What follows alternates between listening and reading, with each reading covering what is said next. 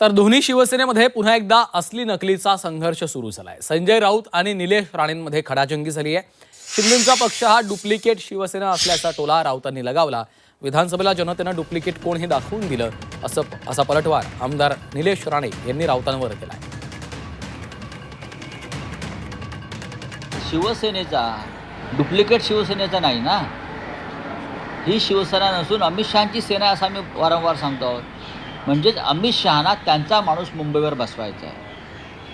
अमित शहांना एकनाथ शिंदेच्या गटाच्या स्वतःच्या गटाच्या माध्यमातून त्यांचा माणूस बसवायचा आहे आणि देवेंद्र फडणवीस त्याला मान्यता देणार नाही। 2024च्या निवडणुकीमध्ये कुठली शिवसेना डुप्लिकेट आहे हे महाराष्ट्राच्या जनतेने दाखवलेलं आहे। किती जरी हातपाय मारले तरी उबाटाचे मनसेनेचे महापौर आता होणार नाहीत। मुंबईकरांनी डुप्लिकेट ठाकरेंना बाजूला ठेवलेलं आहे। आमचं म्हणणं आहे ठाकरेच डुप्लिकेट आहेत, मग त्यांच्याकडे जी सेना राहिली ती डुप्लिकेट आहे। ओरिजिनल फक्त बाळासाहेब ठाकरे।